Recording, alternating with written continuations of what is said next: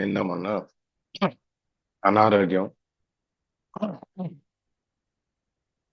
మానసికమైందా శారీరకమైందా అనేది పక్కన పెడితే అనారోగ్యం అనే దాని నుంచి మనం ఏం నేర్చుకోవాలి, దాని నుంచి మనం జ్ఞానోదయం ఎలా పొందాలి అనే దాన్ని చూస్తా ఉన్నాం.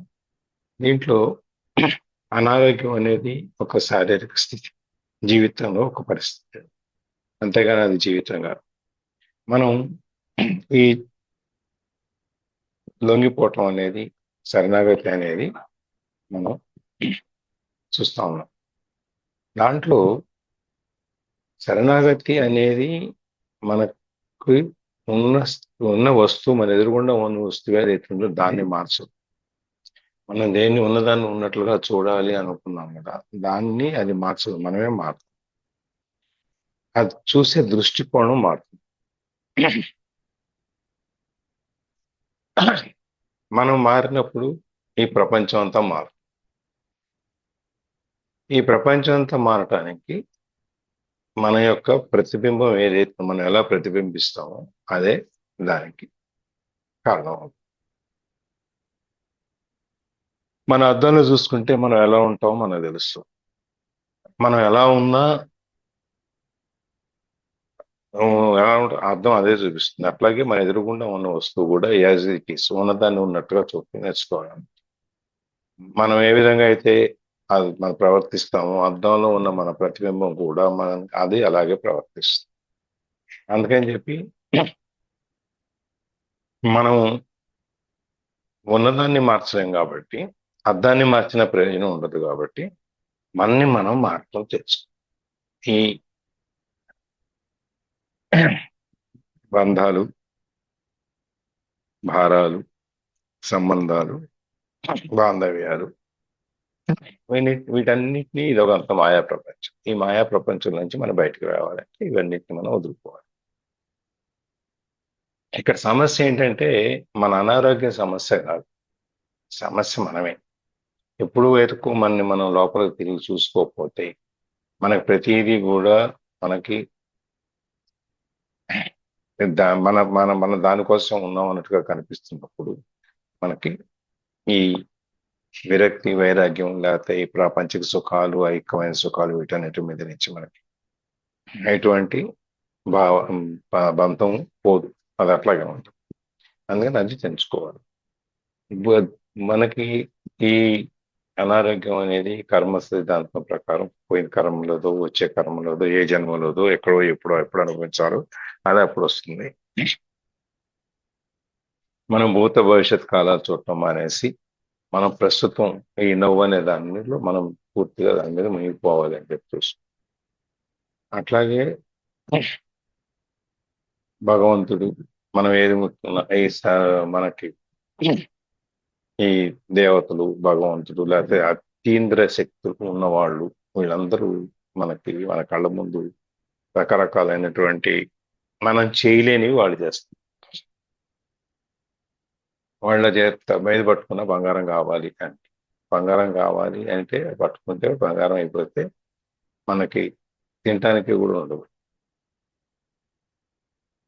అందుకని చెప్పి మనం ఈ బంగారం, ఈ మెటల్ని, అంటే మన ఈ శరీరాన్ని, ఈ మనిషిని, ఈ ఆకారాన్ని మనం బంగారం లాగా మార్చుకోమని అర్థం. కానీ నువ్వు తినే ప్రతిదాన్ని ముట్టుకునే నల్ల బంగారం అవ్వాలంటే మనకు భోజనం కూడా ఉంటుంది కదా.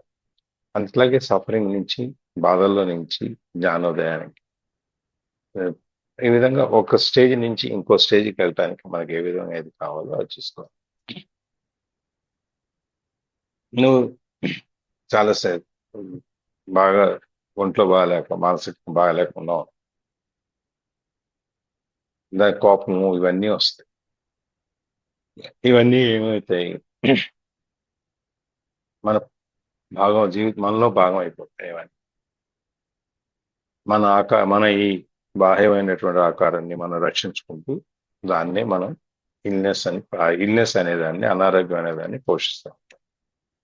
అందుకని ఇల్నెస్ అనేది మనలో మన యొక్క నిజమైన సాత్వికమైన మన స్వభావం ఏదైతే ఉందో దానికి అసలు సంబంధం లేదు. రెండు వేరు వేరు.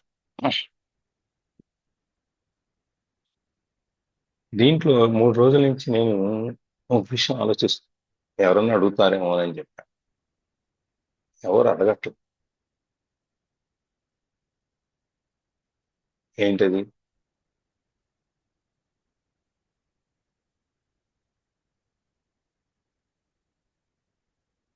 నువ్వు మారితే ఈ ప్రపంచం అంతా మారుతుంది అని చెప్పాం కదా. అవును సార్. ఎట్లా మారుతుంది? మారదు మారదు.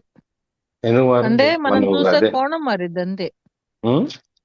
మనం చూసే కోణం మారిద్ది అంతే. ఎందుకు మనం అందరం ప్రేమగా ఉండి ఇప్పుడు బుద్ధుడు, క్రైస్తు, వీళ్ళందరూ, అల్లా, వీళ్ళందరూ ఏదో శాంతి బోధలు, అవి ఆ బోధలు ఈ బోధలు చేసే కదా వాళ్ళ వెనకాల అంతమందిని, శిష్య బృందాన్ని ఇప్పటికి కూడా ఇన్ని వేల సంవత్సరాల తర్వాత కూడా ఈ శిష్య బృందం ఇంకా బౌద్ధిజాన్ని కానీ ఏదైనా బతికిస్తుంది. అసలు సార్ ఇన్ని సంవత్సరాలైనా అంటున్నారు కానీ వాళ్ళ ఆశయాలు ఇప్పటికి కూడా కొనసాగుతున్నాయని నాకైతే నమ్మకం లేదు. మీకు నేనేమంటున్నానంటే మనం చూసే కోణం మారిద్ది అంటే వాటి గురించి కాదు. ప్రస్తుతం మేము తెలుసుకునే వాటి గురించి అవగాహన బట్టి మేము చెబుతున్నాము.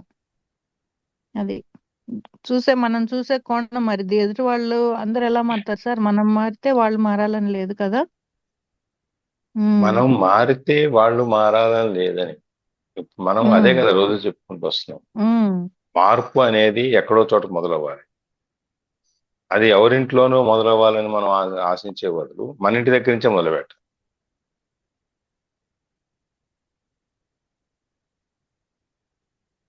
అది మనం మారి ఇప్పుడు మీరు పక్కింటి వాళ్ళు ఉన్నారు, మీ పక్కన అపార్ట్మెంట్ లో, మీరు అమెరికాలో ఉంటున్నారు. ఉమ్, అమెరికాలో మీరు ఇండిపెండెంట్ హౌస్ లో ఉన్నారా పక్కన, లేకపోతే అపార్ట్మెంట్ లో ఉన్నారా పక్కన పెడితే ఏదో ఒక ఇంట్లో అయితే ఉన్నారు కదా.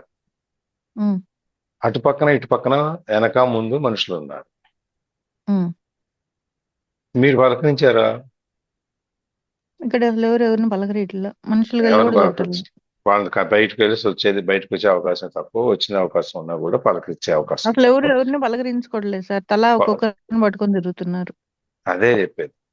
అదే ఉమ్, కనుక మీరు పలకరించారనుకోండి, ఉమ్. అవతల వాళ్ళు కూడా పలకరిస్తారు కదా. సార్ ఇక్కడ పద్ధతులు వాడు మనకు తెలియవు. నేను హాయ్ అంటే వాళ్ళ ఇంటికి వచ్చి ఎక్కడ పద్ధతులు కూర్చున్నారనుకో తెలిసిన నాకేం ఒకటి తెలుసు. గుర్తుపెట్టుకోండి. యుఎస్ లో కానీ ఉమ్, యూరోప్ లో కానీ వీళ్ళందరికీ ఏంటంటే వాళ్ళు మనకు తెలిసినా మనం తెలియకపోయినా హలో అంటారు.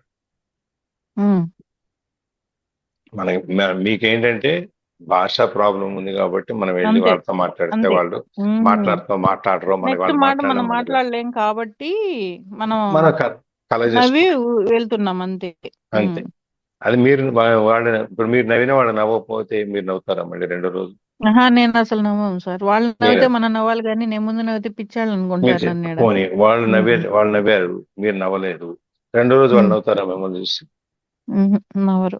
నవ్వరు. అంటే వాళ్ళు మారిన వాళ్ళతో పాటు వాళ్ళు మనం మారుతున్నాం కదా మనం కూడా. ఒకవేళ మీరు 2 రోజులు, 3 రోజులు, 4 రోజులు చూస్తారు, 4, 5 రోజు చూసినారు, చిన్న చిరునవ్వుతో మొదలవుతాయి. తర్వాత 6, 7, 8 అప్పుడు మీరు కూడా వాళ్ళతో నవ్వటం మొదలు పెడతారు. ఉమ్, ఈ విధంగా మనం మారితే అవతల వాళ్ళు కూడా మారుతారు. మనం ఈ ప్రపంచంలో మనం ఎప్పుడైతే మనం ఒక మార్పు తీసుకురావడానికి ప్రయత్నం చేస్తాము, అప్పుడు ఆటోమేటిక్ గా మిగిలినది కూడా వస్తుంది. మార్పు అనేది తప్పకుండా ఉంటుంది. దానికి దాన్ని యాక్చువల్గా నేను 3 రోజులు చదువుతున్నా, ఎవరు అడగట్లేదు ఏంటి మనం మారితే ఎందుకు ప్రపంచం మారుద్ది అని చెప్పి. ఒక చిన్న మారదు కదా స్టోరీ సార్, మాకు తెలుసు కదా. అందుకనే అడగట్లా మిమ్మల్ని. ఒక చిన్న స్టోరీ చెప్పు. ఇప్పుడు మీరు అంటే కనిగిరిలో ఉన్నారనుకోండి, మీ పక్కన కొత్త ఉమ్, వాళ్ళు ఎవరో వచ్చారు. ఇప్పుడు మీరు అపార్ట్మెంట్ లో ఉమ్, ఉంటున్నారు కదా, ఉమ్, మీకు కొత్త వాళ్ళు ఎవరో వచ్చారు. ఉమ్. వచ్చిన రాగానే పరిచయం చేసుకోరు. వాళ్ళు సామాన్లు నేను పరిచయం సర్దుకుంటారు. చేసుకుంటాను సార్, పలకరించి వస్తాను. ఉమ్, అన్నిటికీ అరుణ్ గారేనా ఏంటి, మిగిలిన ఉండరా? ఉమ్, ఏ సరే, పరిచయం చేసుకోరు. మరి సహజం మనకు మామూలుగా జరిగేది అని చెప్పి ఉమ్, పరిచయం చేసుకోరు. మనం మాట్లాడడం, వాళ్ళు మాట్లాడరు. ఉమ్, సరే, వారం రోజుల తర్వాత, 10 రోజుల తర్వాత తలుపులు తీసుంటాయి కాబట్టి అటు వచ్చినప్పుడు ఇటు వచ్చినప్పుడు కలుస్తారు కాబట్టి చిన్న చిరునవ్వుతో మొదలవుతుంది. కొత్తగా వచ్చారా అని ఉమ్, అడుగుతాం. ఉమ్, లేకపోతే వాళ్ళు వచ్చి పరిచయం చేసుకుంటారు, మేము ఇక్కడ పలానా చోట అంటే కొన్ని స్టేజెస్ చేస్తారు సందర్భాలు. మేము కొత్తగా వచ్చామండి, ఇల్లు తీసుకున్నాము, ఇదిగో మేము పలానా అండి అదని పరిచయం చేసుకుంటారు. తర్వాత మనం పరిచయం చేసుకుంటాము. ఏదైనా కావాలంటే చెప్పండి అంటాం. ఎందుకంటే వాళ్ళు ఇల్లు సామాన్ అంతా సర్దుకునేదాకా వాళ్ళకి కష్టంగా ఉంటుంది కాబట్టి అన్ని చెబుతాము. చెప్పిన తర్వాత వాళ్ళు ఏదో టీ పొడో కాఫీ పొడో మంచినీళ్ళు ఏదో ఒకటి అడుగుతారు, అది ఇస్తాం. అక్కడి నుంచి మొదలవుతుంది. ఇప్పుడు మీరు పలకరించకుండా అట్లాగే కూర్చుంటే వచ్చిన వాళ్ళు కొత్త వాళ్ళు వాళ్ళు మనతో మాట్లాడరు. అందుకని మనకి అపార్ట్మెంట్ కల్చర్లో ఏంటి, ఎవరేంటో పక్క వాళ్ళేదో మనకు తెలియదు. మా రోడ్లో మొత్తం అటు ఇటు కలిపి ఒక 12 ఇళ్ళు ఉంటాయి. నేను ఫస్ట్ లో వచ్చినప్పుడు ఎవరితో మాట్లాడాను, అది కొన్ని నాకు తెలిసిన వాళ్ళు కొంతమంది ఉన్నారు, వాళ్ళతో మాట్లాడాను, మిగిలిన వాళ్ళతో మాట్లాడాను. 6 ఏళ్ళు అయ్యేటప్పటికి మెల్లమెల్లగా అందరితో మాట్లాడటం జరుగుతుంది. ఇంకా ఇప్పటికీ ఆ చివరి ఇల్లు ఈ చివరి ఇల్లు కూడా తెలియదు నాకు. ఇంకా వాళ్ళ మనుషులు తెలుసు, వాళ్ళకి నేను తెలుసు అంతవరకు. సో ఈ వాళ్ళకి మార్పు అనేది ఇవాళ మా పక్కింటి ఆయన ఉన్నాడు, ఆయనకి ఈ సందులో ఏది జరిగినా ఆయనకి కావాలి. ఎవడొచ్చాడు, ఎవడెళ్ళాడు, ఏం చేశాడు, ఎవడు ఎక్కడ ఉన్నాడు అని. ఎందుకు రేపొద్దున ఏదైనా సంవత్సరం అవునండి నేను చూశానండి వాడు ఇలా చేశాడండి అని చెప్తాడు వెంటనే ఆయన మాకు. అది మన విషయం తెలుసుకుని పెట్టుకుంటారు, అవసరం వచ్చినప్పుడు వాడు. ఇది ఒక చిన్న ఎగ్జాంపుల్ చెప్పి మార్పు అనేది వస్తుందా రాదా అనేది చూద్దాం. కుటుంబం ఉంది, కుటుంబం పెద్ద, ఇంట్లో వాళ్ళందరినీ జాగ్రత్త చూసుకోవాలి, వాళ్ళ రక్షణ, వాళ్ళకి మన రక్షణ ఇవ్వాలి, లేకపోతే వాళ్ళ గురించి మనం అన్ని మనమే, వాళ్ళకి అన్ని మనమే చేయాలి అని చెప్పి ఎవరు ఏ చిన్న తప్పు చేసినా వెంటనే గయ గయ గయమని చేసి అరిచేస్తారు. మార్కులు రాకపోతే కొడుకును పట్టుకొని లెఫ్ట్ రైట్ సెంటర్ కొడేస్తారు. కూతురు ఏదైనా సరిగ్గా చేయకపోతేనో లేకపోతే స్కూటర్ పడేసుకొస్తానంటే కూతురు తిట్టేస్తారు. అట్లాగే భార్య, అట్లా ఇంట్లో అందరినీ ఇక వాళ్ళు వీళ్ళందరూకి నేను ప్రొటెక్టర్, వీళ్ళందరూకి నేను వీళ్ళని సార్ అందరూ కాపాడాలి. అందరూ అలా ఉండరు సార్. అందుకే వినండి, అందరినీ నేను కాపాడాలి అనేటువంటి మనస్తత్వంతో వీళ్ళందరికీ ఏమీ తెలియదు, నేనే ఉండాలి, నేనే చేయాలి అని చెప్పి అనేటువంటి ఒక మనస్తత్వం ఇంకుంటుంది. తండ్రిగా, ఇంటి పెద్దగా, భర్తగా కానీ తండ్రిగా కానీ ఎట్లయినా గానీ. దీనివల్ల ఏమైంది, ఈ ఇంట్లో వాతావరణం ఎట్లా ఉంటుంది, ఇట్లయితే ఇట్లా ఉన్నప్పుడు వాతావరణం ఎట్లా ఉంటుంది ఇంట్లో.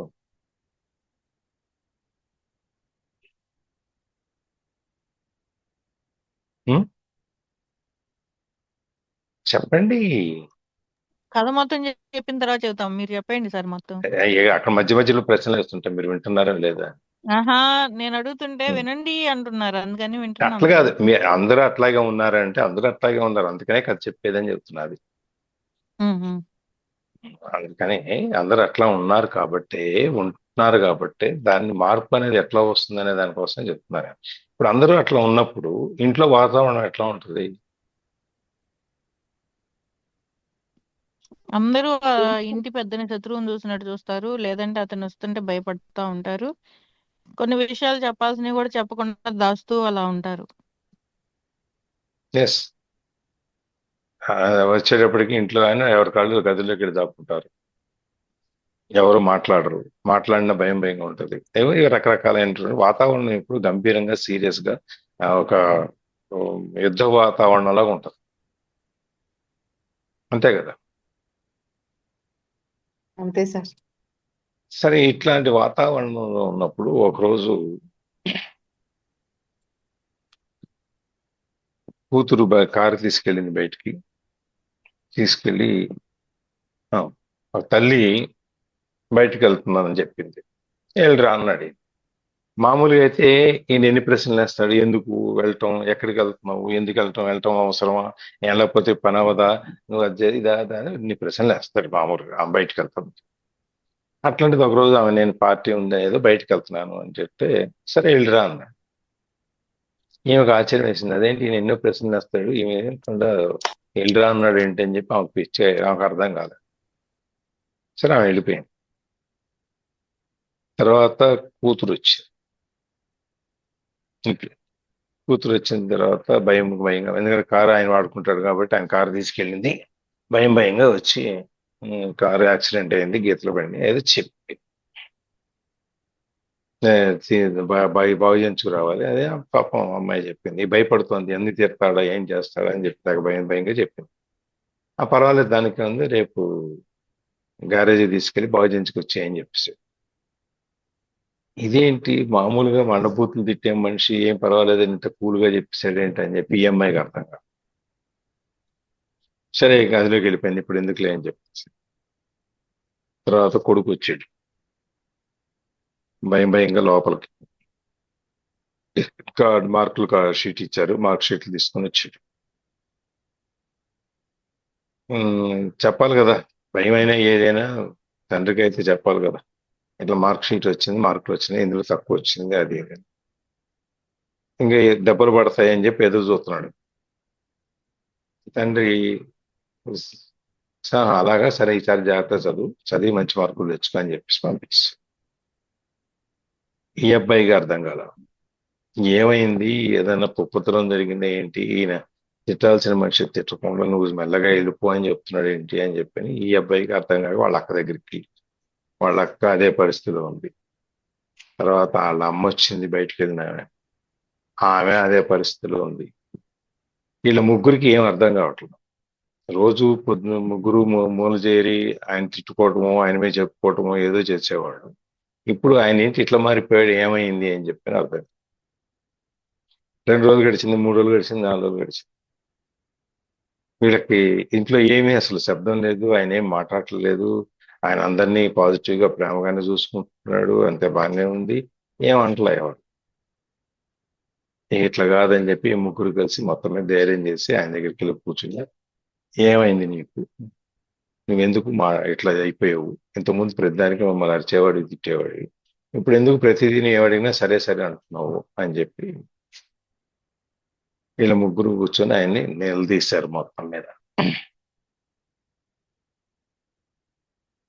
అంటే అప్పుడు ఆయన చెప్తాడు, నేను ఇంటికి పెద్దని, మీ అందరి బాగోగులు నేను చూడాలి కాబట్టి మీకేం జరిగినా నేను బాధపడతా కాబట్టి అది జరగకుండా ఉండటం కోసం చెప్పి మిమ్మల్ని అరుస్తా ఉన్నాను. అంటే మీ బాధలన్నీ నేను మోస్తున్నాను అనుకుని మొయ్యాలనుకుని మీ బాధలన్నీ నేను మోస్తాను, కానీ మీ నేను మోయట్లే, మీ బాధలు మీ దగ్గరే ఉన్నాయి.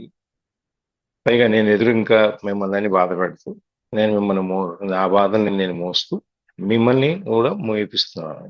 మీరు మోస్తున్నారు, నేను మోస్తున్నాను అని చెప్పాను. అవును కదా, మోస్తున్నాను. అది నాకు ఇప్పుడు అర్థమైంది, ఎవరి బాధ వాళ్ళే మోయాలి కానీ నేను మోయకూడదు. కాబట్టి ఇప్పటి నుంచి నేను మారిపోయి అలాగే అని చెప్పాను.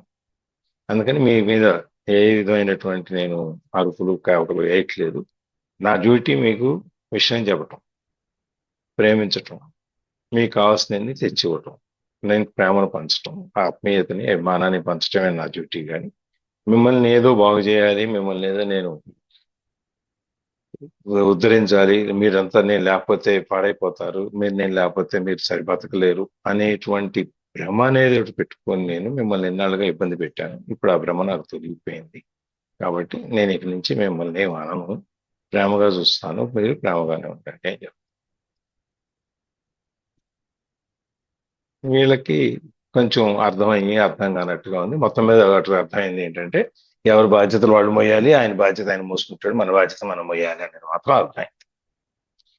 అప్పుడు అనుకోకుండా ఇప్పుడు ఈ సంసారంలో కొన్ని అనూహ్యమైన మార్పులు జరిగాయి.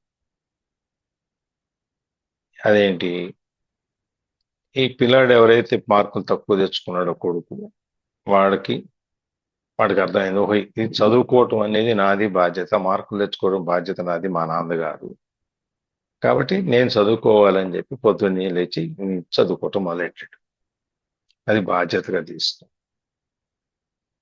కూతురు ఏం చేసింది, కార్ యాక్సిడెంట్ చేసుకొచ్చింది కదా కార్ని, అందుకని చెప్పి పొద్దున్నే లేచి వెళ్ళిపోయి 2 రోజుల తర్వాత కారుని గ్యారేజీకి తీసుకెళ్ళి ఆ గ్యారేజ్లో ఇచ్చి దాన్ని బాగు చేయించి దానికి ఇన్సూరెన్స్ క్లెయిమ్ చేసి మొత్తం ఏం చేయాలో చేయించి ఇవన్నీ చేసి తీసుకొచ్చింది కూతురు. ఆమెకి ఏం నేర్చుకుంది, ఒక కారు పాడైపోతే మనకి ఎన్ని బాధలు ఉంటాయి, అడవాడు చుట్టూ తిరగాలి, ఇన్సూరెన్స్ ఎట్లా క్లెయిమ్ చేయాలి, ఇట్లాంటివన్నీ కొన్ని నేర్చుకుంది. అది బాధ్యతగా ఆమె చేసుకొచ్చింది. ఇక తల్లి ఎక్కడికి వెళ్తున్నాము ఇవన్నీ అడగట్లేదు కదా ఇప్పుడు ఆయన ఏమి అట్లా ఆమెకి ఇప్పుడు ఇంకా బాధ్యత ఎక్కువైంది. నేను ఎక్కడికి వెళ్ళినా నేను మళ్ళీ టైంకి వచ్చేయాలి, లేకపోతే నేను నా పని ఇక్కడ సంసారం నాది ముఖ్యం. ఇన్నాళ్ళు ఆయన చూసుకుంటున్నాడు కాబట్టి ఏమో పెద్ద పట్టించుకోవాల్సిన అవసరం లేదు. ఇప్పుడు ఆయన ఏమో పట్టించుకోవాల్సి వచ్చింది, ఆయన పట్టించుకోవట్లే ఇక. అందుకని ఈమె బాధ్యతలు ఇంకా పెరిగింది. ఎవరి బాధ్యతలు వాళ్ళు మోయటం మొదలుపెట్టారు. అప్పుడు ఈయన బాధ్యతలు తగ్గిపోయినాయి, ఈయన టెన్షన్ తగ్గిపోయినాయి, ఈయనకున్న ఆ, కష్టాలు లేకపోతే వాళ్ళ కష్టాలన్నీ ఈయన అనుభవించడం, వాళ్ళ దెబ్బలన్నీ ఈయన భరించడం, నేను ఫీల్ అవ్వటం, ఈ ఎమోషనల్ బాండేజ్ అనేది పోయింది. వాళ్ళ కుటుంబంలో అరుపులు లేవు, కేకలు లేవు, తిట్లు లేవు, శాపనార్థాలు లేవు. వీళ్ళు ఎవరి బాధ్యతలు వాళ్ళు తెలుసుకున్నారు. వాళ్ళ వాళ్ళ పరిమితుల్లో వాళ్ళు ఉండి వాళ్ళ పని వాళ్ళు చేసుకుంటున్నారు. ఈయన తండ్రిగా వీళ్ళందరినీ ప్రేమిస్తున్నాడు, వాళ్ళకి ఏం కావాలో తీసిస్తున్నాడు. అదే చెప్పాడు, మీకు ఏం కావాలో తీసుకొచ్చి ఒకటి వరకు నా బాధ్యత, అంతేగాని దాన్ని మీరు ఏం చేస్తున్నారు అనేది నాకు ఇవ్వటం బాధ్యత కాదని చెప్పాడు. ఈ విధంగా ఇంట్లో ఒక విధమైనటువంటి ప్రేమపూర్వకమైనటువంటి వాతావరణం ఏర్పడింది. ఇప్పుడు దాకా ఇంట్లో ఆ ఒక అసహనం, కోపం, ఒక యుద్ధ వాతావరణము, ఎవరు మాట్లాడితే ఏం వస్తుందో, ఎందుకు వచ్చింది అని చెప్పాను భయం, ఇవన్నీ ఉండే ఇంట్లో ప్రేమ, అభిమానం, ఆత్మీయత అంతకుముందు ఉన్నాయి, కానీ చూపించుకోవడానికి అవకాశం లేదు. ఇప్పుడు చూపించుకుని ఎవరికి వాళ్ళు జాగ్రత్తగా వాళ్ళ బాధ్యతలు నెరవేర్చుకుంటూ ఒక ప్రేమమయమైనటువంటి ఒక జీవితాన్ని, కుటుంబాన్ని వాళ్ళు నడుపుతున్నారు. సో ఇంటి పెద్ద ఒక్కళ్ళు మారినందువల్ల ఇంట్లో ఉన్న వాతావరణం అంతా మారిందా లేదా? మారింది సార్. మారింది మారిందా లేదా? సార్, కానీ ఆయనకు ఆ ఎన్లైట్మెంట్ ఎలా వచ్చింది అనేది అర్థం కాలేదు. అంత అలా సడన్ గా అట్లా ఒట్టిగానే రాదు కదా సార్. సడన్ గా రాదు, ఎప్పుడు వస్తుంది? ఏదో ఎదురు దెబ్బ తగిలితేనే వస్తుంది. అవును, అది చెప్పండి సార్. అది జ్ఞానోదయం అవటం అనేది ఎప్పుడు, ఎందుకు, ఎక్కడ అవుద్ది అనే దానికి ఏమి ఉండదు. ఏదో కూర్చొని ఆలోచిస్తా ఉన్నాం, ఆఫీసులో ఏదో చికాకు ఉంది, ఏదో ఆలోచిస్తాం, ఇవన్నీ నాకెందుకు, ఈ బాధ్యతలు నేను, వాడు ఎవడి పని వాడు చేసుకుంటాడు కదా, నేను ఎందుకు పట్టించుకోవాలి, నేను ఊరికే చెప్పేసి వదిలేస్తే పని అయిపోద్ది కదా అనుకోవచ్చు కదా.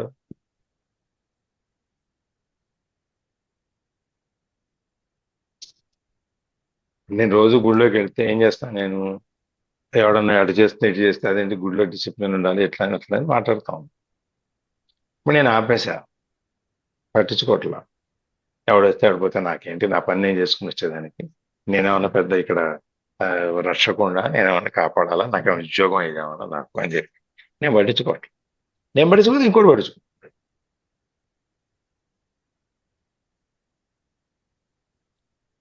వాళ్ళకి కొంతమంది వాళ్ళు తెలుసుకుంటారు, కొంతమంది పట్టించుకుంటారు, కొంతమంది చెప్పుకుంటున్నారు, వాళ్ళలో వాళ్ళు నడుస్తుంది. నేను లేకపోతే ప్రపంచం నడవదు అనేటువంటి అభిప్రాయం అక్కర్లేదు. మనం ఇప్పుడు మనకు ఈ నేను నేనైతే నేనుంటేనే ఈ ప్రపంచం, లేకపోతే లేదంటానికి లేదు కదా. మనం లేకపోయిన ఒక రోజు, మొదటి రోజు పోయిన రోజున ఏడుస్తారు, రెండో రోజు ఇంకొంచెం బాధ, ఒక బాధ మన తగ్గుద్ది, మూడో రోజు, పాత్ర నాలుగో ఉండదు రోజు సార్, అంతే. మనం ఆ? లేకపోతే మన పాత్ర ఉండదు, అంతే. ఉండదు. వాళ్ళ పాటికి వాళ్ళ జీవితం గడిచిపోతుంది, ఎవరి జీవితం వాళ్ళకి. ఇన్నాళ్ళు నేను లేకపోతే నా పిల్లలు ఎట్లా, నేను ఎట్లా అనుకుంటే పెళ్లిళ్ళు అయిపోయి వాళ్ళ సంసారాలు పెట్టుకుని వాళ్ళ సంసారం చేయట్లా. మన పెద్దవాళ్ళు పోతే మనం ఉంటలా. హ్మ్. దానికి ఎట్లా జరిగింది అనేది ఏమి ఉండదు. దానికి ఆలోచన మనం ఎక్కడో స్పార్క్ అవుద్ది, ఆ స్పార్క్ అయినప్పుడు మనకి తెలుస్తుంది అంతే. కెమిస్ట్రీలో లాగా ఇదిగో ఇట్లా చేస్తే ఇట్లా వస్తుందని ఏం లేదు. దానికి ఎక్కడో స్పార్క్ అయింది, స్పార్క్ అయినప్పుడు సరే వీళ్ళందరినీ నేను ఎందుకు ఇబ్బంది పెట్టాలి, అది ఇంకెవరో ఏదో చెప్పుకుంటారు, ఇట్లా మా ఇంట్లో ఇట్లా ఉంది అంటే ఈయనకి వెళ్ళి ఉండొచ్చు, అవును మా ఇంట్లో కూడా ఇలాగే ఉంది కదా అని చెప్పి సలహా చెప్పింది, అవును నేను కూడా మారాలి అని చెప్పి మారి ఉండొచ్చు. కానీ మార్పు అనేది, ఒకళ్ళు మారితే ప్రపంచం మారుతుంది అనేది మాత్రం మన చుట్టూ ఉన్నవాళ్ళు మారుతారు, మన చుట్టూ ఉన్నవాళ్ళు పోతే వాళ్ళ చుట్టూ ఉన్నవాళ్ళు మారుతారు.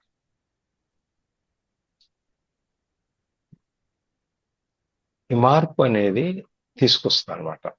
మనం ఎప్పుడైతే మనం మారుతామో ఆటోమేటిక్ గా మిగిలిన వాళ్ళు కూడా మారుతారు. మార్పుని మనం ఆహ్వానించలే గాని, మార్పు ఎందుకులే, మనం ఉన్నది ఎంతో ఉన్న బాగానే ఉన్నాం కదా, ఇప్పుడు దీన్ని తీసుకొచ్చి మళ్ళీ కొత్తగా మనం ఎక్స్పెరిమెంట్ చేయాలా, ఈ ప్రయోగం మనకు అవసరమా అని చెప్పి అనుకో.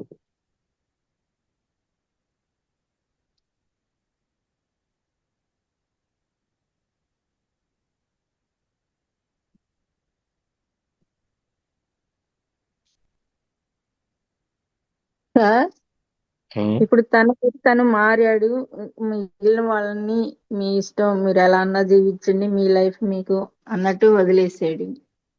ఓకే, వాళ్ళకై వాళ్ళు రియలైజ్ అయ్యి గుడ్ హ్యాబిట్ లోకి బాధ్యతగా వాళ్ళు ప్రయాణిస్తే ఓకే అవుతుంది. మా నాన్న మమ్మల్ని ఫ్రీగా వదిలేసాడు కదా, నాకు నచ్చింది నేను చేసుకుందాం అని బ్యాడ్ హ్యాబిట్స్ లోకి వెళ్ళిపోతే ఆయన చెప్పింది మీరు ఏం చేస్తారు అనేది. దానికి English are the better judge for your things. మీ విషయాలకి మీరే కారకులు, మీరే రెస్పాన్సిబుల్, మీరే బాధ్యత. బాధ్యులు. కాబట్టి నాకేం సంబంధం. నేనేం చెప్తాను, బాబు నువ్వు సిగరెట్ తాగుతున్నావా, తాగుతున్నాయన ఇది మంచి అలవాటు కాదు అని చెప్తాను, అంతవరకే.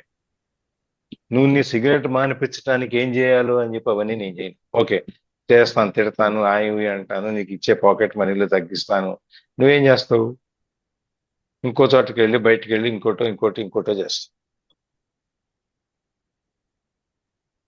ఫ్రెండ్స్ ఉంటారు కదా, వాడి దగ్గరికి వెళ్ళి తాగుతావు. తగ్గిన తర్వాత ఏం చేస్తుంది, అది వాడి చివరికి నీ దగ్గర డబ్బులు లేవు, వాడి దగ్గర సిగరెట్ తీసుకుని అయితే నువ్వు వాడికి లొంగిపోవాల్సి వస్తుంది. అట్లా ఈ వ్యసనం అనేది నిన్ను నీ ఎదుటి వాళ్ళ దగ్గర నుంచి, ఎదుటి వాళ్ళ నుంచి నీ యొక్క స్థాయిని దిగదారుస్తుంది. మారుతావు మారిపోవటం నీ ఇష్టం, నేను చెప్పటం వరకే నా బాధ్యత, అంతవరకే. అంటే ఇంకా అక్కడే ఆ రిజల్ట్ ఏదైనా సరే తనకి ఏ సంబంధం లేదు. ఎవరు భరిస్తారు? తప్పు రిజల్ట్ వచ్చింది అనుకోండి, దాని బాధ్యత ఎవరు తీసుకోవాలి? ఆడే తీసుకుంటాడు. తండ్రిగా తనకేమి ఉండదా? ఏముంటది, చెప్పేశాను కదా నువ్వు బాబు ఇది చేయకరా అని చెప్పని, నువ్వు వినలేదు కదా. అలా ఉండలేడు దాన్ని కదా సార్. ఉండాలనేగా చెప్పేది. ఇప్పుడు నువ్వు చెప్పావు సిగరెట్ తాగురా, అదిరా ఇదిరా అని చెప్పావు, మందు తాగురా అని చెప్పావు, కాలేజీకి వెళ్ళరా అని చెప్పావు, బాగా చదువుకోరా అని చెప్పావు, ఏవి చేయడు. ఏమవుతుంది దానివల్ల?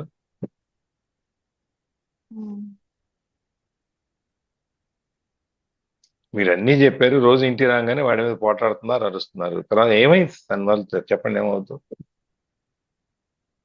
మీరు లేనప్పుడు ఇంటికి వస్తాడు, మీరు ఉన్నప్పుడు రాడు, ఇంటికి రావటం మానేస్తాడు. ఇవేగా జరిగేది. అది అయ్యేది కావాలి మీకు.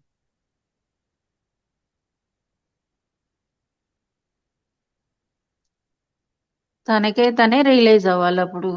ఎవరికి వాళ్ళే అవుతారండి.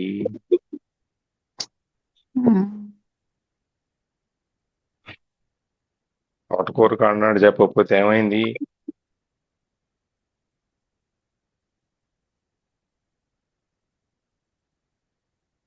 అదే విధంగా జరుగుతుంది. అందుకని మనం మన బాధ్యత ఏంటి, వాళ్ళకి సరైన మార్గం ఇదేం చూపించటం, అంతేగాని తీసుకెళ్ళి నడిపించటం కాదు. చిన్నప్పుడు వేలు పట్టుకొని ఎట్లా నడిపిస్తామో అంత కొంతవరకే అది. బాబు ఇది మంచి మార్గం, ఇలా వెళ్ళు, ఇలా వెళితే నీకు బాగుంటది అంతే. అంతేగాని తీసుకెళ్ళి అలా ఎంతసేపు చెరువు దగ్గరికి గుర్రాన్ని తీసుకెళ్ళగలవు కానీ తాగించగలవా? తాగించలేము సార్. తాగించలేం కదా. అప్పుడు ఎందుకు నీవు పీకులాటుకుని ఇలా అట్లని ఇట్లని బాధపడి వాడి ఇంట్లో ఏడ్చుకుని మొత్తుకుని ఇవన్నీ అవసరమా? సార్ అన్నీ తెలుసు కానీ మనం అలా ఉండలేము. మళ్ళీ వాడు రియలైజ్ అయ్యి కరెక్ట్ గా ఉంటే మనం కూడా హ్యాపీ ఫీల్ అవుతాం సార్. వాడు రియలైజ్ అవ్వకుండా వాడు ఇబ్బందులు పడుతూ బాధపడుతూ ఉంటే మనం చూస్తూ ఉండలేం కదా. మీరు ఏం చేస్తారు? సరే మీరు ఉండలేరు, ఏం చేస్తారు? మీరు కూడా బయట ఎక్కడ ఎందుకు తాగటం, ఇక్కడ ఇంట్లోనే తాగరా, మన ఇద్దరం కూర్చొని తాగుదాం చెప్తారా? సార్ అలా కాదు కానీ ఇప్పుడు మనం క్లాస్లో లాగా మాకు ముందే తెలిస్తే మేము చాలా విషయాలు తెలుసుకునే వాళ్ళము అనేటట్టుగా స్వీకరించే వాళ్ళు ఉంటారు. అసలు చెప్పలేదు అనుకోండి, వాళ్ళకి ఎవరు చెప్తారు? చెప్పడం అందుకే బాధ్యత. చెప్పండి, నేను తెలిసినంత చెప్పొద్దు వరకు అంటలేదు కదా. తెలిసినంత వరకు చెప్పడం మీరు బాధ్యత సార్. మీకు తెలిసింది అవతల కుర్రాడు కాలేజీకి వెళ్ళలేదు తెలుసు, కాలేజీకి వెళ్ళినాను అని చెప్తాం. చదువుకోనన్నా బాగా చదువుకుంటే నీ భవిష్యత్తు బాగుంటుందమ్మా అని చెప్తాను. మా కజిన్ ఒక ఆయన ఉన్నారు, మా మేనత్త గారు అబ్బాయి, యూఎస్లో ఉంటారు. ఏదో మాట్లాడుతూ ఒకసారి వచ్చినప్పుడు, మేము ఇట్లా ఎదురుగుండా సినిమా హాల్ ఉంది, పక్కన సినిమా హాల్ ఉంది, ఈ మధ్యలో బోర్ కొడితే సినిమాకి వెళ్ళిపోతాం, అది ఇది అని చెప్పి పెద్ద లెవెల్లో హీరోయిజం లాగా చెప్పాను. ఆయన అమెరికా వెళ్ళిన తర్వాత ఒక లెటర్ రాశాడు. కోటేశ్వరరావు, నువ్వు చెప్పింది విన్నాను నేను, అప్పుడు నీకేం చెప్పలేదు నేను. నువ్వు క్లాస్కి వెళ్ళు, వింటావో వినవో అనవసరం, గంట సేపు క్లాస్లో కూర్చో, 30 గంట క్లాస్ అయిన దాకా. వినపోయినా పర్వాలా, కూర్చో క్లాస్లో. ఎందుకు అంటే ఆ 30 గంటలో లెక్చరర్ చెప్పేది ఏదైనా ఉంటే అందులో నుంచి ఒక పదమో, ఒక మాటో, ఒక సెంటెన్సో, ఒక విషయం ఏదో ఒకటి నీ బుర్రలో పడుతుంది. సబ్జెక్టు సంబంధించింది అనుకో, ఏదో ఒక విషయం 30 గంటలో ఆయన మాట్లాడిన దాంట్లో ఒక్క 2 సెకండ్లు, 5 సెకండ్లు, 10 సెకండ్లు నీ బుర్రలోకి వెళ్తుంది. అది మెల్లమెల్లగా డెవలప్ అవుతూ పోతుంది. అందుకని నువ్వు సినిమాలకు వెళ్ళు, షికార్లకు వెళ్ళు, ఎక్కడికైనా వెళ్ళు, కానీ క్లాసులో మాత్రం కూర్చో.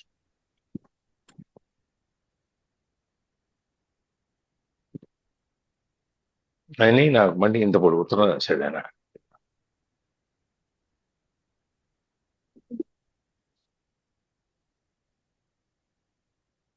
చెప్పటం మనం దారి ఇది బాబు, దిక్సూచి ఇది బాబు అని దిశ దశ అన్నీ మనం చెబుతాం.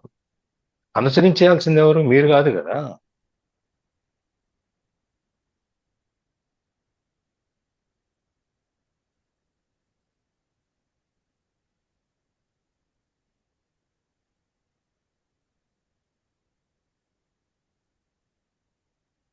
మనోదర్ గారు ఉన్నారు, వాళ్ళ అబ్బాయి పెళ్లి గురించి ఆడుకునే ఆశయాలు ఏవో ఉన్నాయి ఆవిడకి.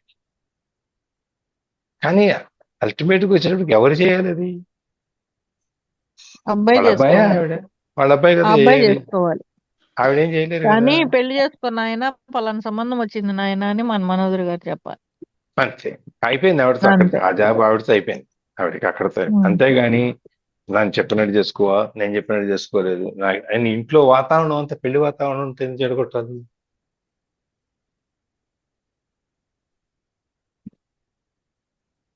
నువ్వు కోడలు రాకముందే ఒక విధమైనటువంటి ఆ అభద్రతా భావంతోనో లేకపోతే అశాంతిగానే ఎందుకు తీసుకురావాలి?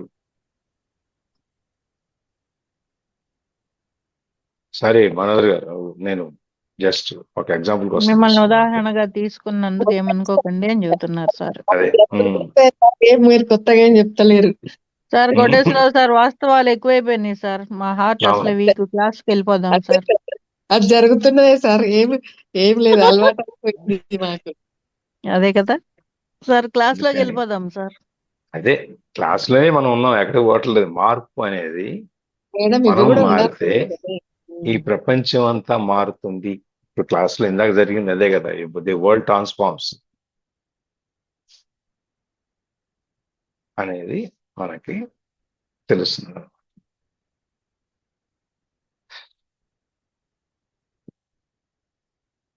మనం మారాలి, మనం మారితే మనతో పాటు చుట్టూ ఉన్న ప్రపంచం కూడా మారుతుంది. మనం మారటానికి మనమే కారకులం అవ్వాలి, కానీ ఇంకొకరు ఎవరు మార్చరు. నీలోనే ఉంది, నువ్వే తెచ్చుకోవాలి. సరే, వెన్ డిజాస్టర్ స్ట్రైక్స్,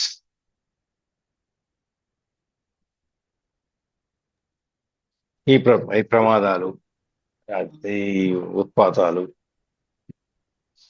ఇవన్నీ జరిగినప్పుడు ఏం చేయాలి? మనం ఏం చూస్తాం? వైలెన్స్ అంటే ఏంటో చూసాం, మన మీద ఎవరైనా వైలెంట్ గా ఉంటే ఎట్లా అని చూసాం. అనారోగ్యంలో వస్తే మనం ఈ సరెండర్ అనే దాన్ని ఎలా చేసుకోవాలి అని చూసాము. ఇప్పుడు ప్రమాదాలు జరిగినప్పుడు ఎలా చేసుకోవాలి? ఒక్కొక్క స్టేజ్ లో మన శరణాగతి అనే దాన్ని మనం ఏ విధంగా చూడాలి, ఏ విధంగా మనం శరణాగతి చేసుకోవాలి అనేది మనకి చెప్తాం. ఎందుకంటే మనం ఇక్కడ చెప్పినా, ఎక్కడ చెప్పినా, స్కూల్లో చెప్పినా, మనం ఈ పరిస్థితి వస్తే దీన్ని ఎలా ఎదుర్కోవాలి అనేది మనకి చెప్పలేదు. కాబట్టి మనం ఏం చేస్తాం అని చెప్పి చేతులు చేష్టలు కూర్చోకుండా ఆయన జీవితంలో వచ్చేటువంటి కొన్ని సందర్భాలు, దాన్ని మనం ఎలా ఎదుర్కోవాలి అనేది చెప్పుకుంటూ వస్తున్నాడు. ఈ శరణాగతి అనే దాన్ని చెప్పుకుంటూ వస్తున్నాడు. అది ఇది ఎలా మనం చేయాలి అనేది. చదవండి. When disaster strikes, as far as the still unconscious majority of the population is concerned, only a critical limit situation has the potential to crack the hard shell of the ego and force them into surrender and so into the awakened state. A limit situation arises when, through some disaster, drastic upheaval, deep loss, or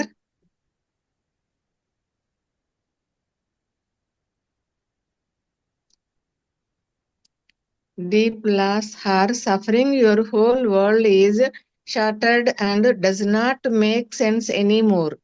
It is an encounter with death, be it physical or psychological. The egoic mind, the creator of this world, collapses out of the ashes of the old world. A new world can then come into being.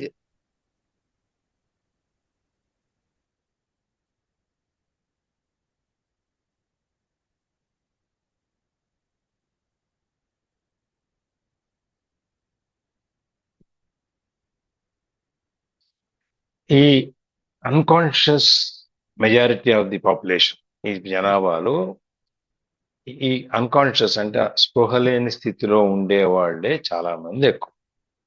కాబట్టి వాళ్ళకి సంబంధించి స్పృహలో ఉండి అవగాహన ఉండి attitude అన్ని మార్చుకోగలిగి ఇవన్నీ ఉన్న వాళ్ళు వాళ్ళ గురించి ప్రాబ్లం లేదు. కానీ చాలా మంది ఏమనుకుంటున్నారు, ఈ ప్రపంచం అంతా నా వల్లనే ఉంది, నా వల్లనే జరుగుతోంది, లేకపోతే నేను లేకపోతే ఈ ప్రపంచం ఉండదు, నేను లేకపోతే ఎంతమంది ఉండరు, ఈ బతకరు, అవి ఇవి అని మనం చాలా రకరకాలుగా అనుకుంటూ మనం జీవితాన్ని మనం గడుపుతున్నాం.